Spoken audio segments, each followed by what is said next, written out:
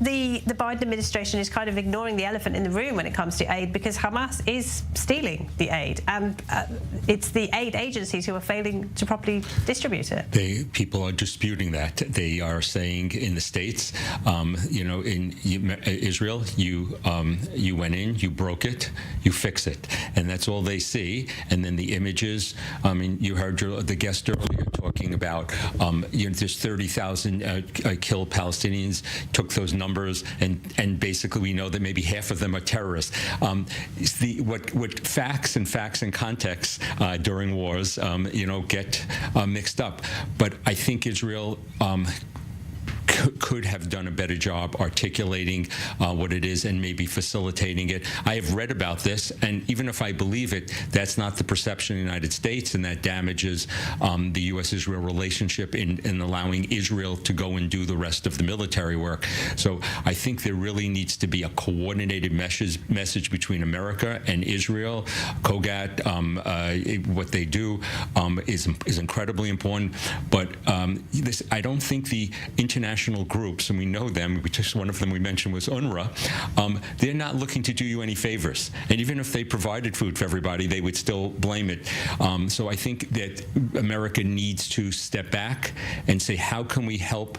And Israel is in a terrible pickle here of what's going on. But there definitely has to be better messaging. And really, this is Israelis care that Palestinian children and mothers are having this difficult time. We all, we cry for those situations. It is war, but it's not the image. But I think the humanitarian aid needs to be stepped up as best as it can, and I think there's going to be some remedies. But hopefully, America will join in.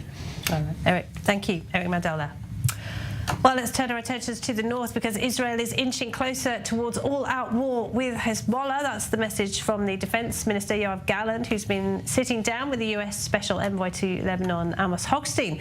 Well, there have been tit-for-tat strikes throughout the day and sirens blaring throughout Israel's northern communities. Let's get more with our correspondent, Pia Steckelbach. Pia, what's happening?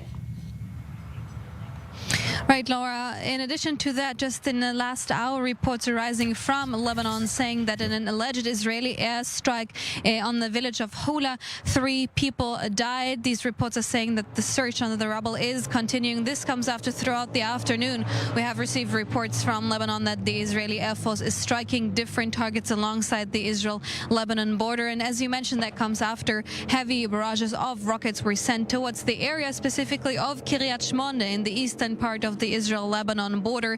Twice red alert sirens sounding there, in addition to different communities throughout the afternoon. We have received footage showing that 2 rockets struck the city of Kiryat Shmona. One of them landed in an apartment building. However, there are no reports of injuries, as Kiryat Shmona still is widely evacuated, specifically the part on the eastern side of the Israel-Lebanon border. The city of Kiryat Shmona has gotten under heavy rocket fire, not only rocket fire, but also anti-tank missile fire and mortar shell fire from Hezbollah recently. Hezbollah in total so far today has claimed 9 attacks for his responsibility, including at least 1 attack on an Israeli army base. Israel has not responded to these strikes in a statement. It has also not commented on that alleged Israeli strike that killed 3 civilians in Hula as of now. But all of this, Laura, is happening, as you mentioned. Amos Hochstein, the U.S. Special Envoy on Energy Resources, is in the region. Yesterday, he was in Lebanon meeting with caretaker Prime Minister Najib Mikati and also the Parliament Speaker Nabih Berri. Today, he met with Israel's Defense Minister Yoav Gallant. This is all part of the U.S.'s shuttle diplomacy. This is one of a number of visits to the region in an attempt to prevent the full-on escalation of this war, to smoothen the tensions here. But Yoav Gallant's office today issued a statement after his sit-down with Amos Hochstein, saying that the actions of Hezbollah are pushing Israel to make a decision regarding potential military action. And if you take into consideration the Israeli rhetoric in recent weeks, it becomes clear that, of course, Israel would still prefer a diplomatic solution, but as that seems to be less and less possible, Israel is considering a military move to push Hezbollah away from the border, also considering the tens of thousands of Israeli civilians who have been evacuated from the north, and many of them are simply not willing to go back, knowing that Hezbollah is still sitting on the border there. So these tensions, they are on the rise, and these tit-for-tat attacks continue also today, as in the background diplomatic efforts are being made to ease the tensions. But the question is how fruitful that will be, Laura. Thank you, Pia. Pia Steckelback there in the north of Israel. Eric Mandel with me in this studio. And from the beginning, the Biden administration's policy has been contained. Don't let this escalate. Do not let war break out between Israel and Hezbollah. Is it just looking inevitable now? Well, the first thing is Hezbollah will not make the ultimate decision. Iran will. Hezbollah will follow from Hezbollah on tactical things, these tit-for-tat attacks, which aren't so minor because people die from them and are injured. But on a major strategic level, it's up to Iran. So that's number one.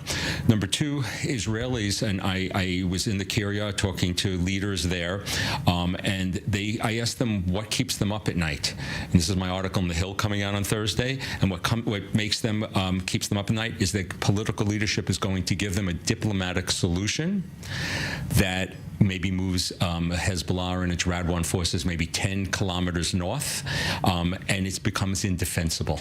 And will the people, if the people of the maybe 160 to 100,000 people, go back and trust it? And then when you do go in, say you do go in and it's not diplomatic, who do you hand it to?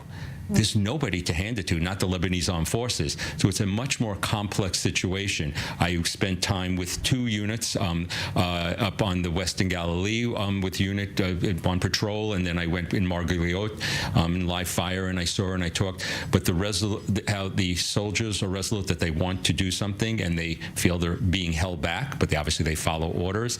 But on a level here, can this turn ugly quickly?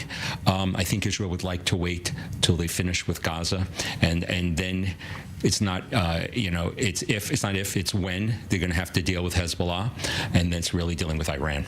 All right, Eric. Thank you very much, Eric Mandel there. Well, the situation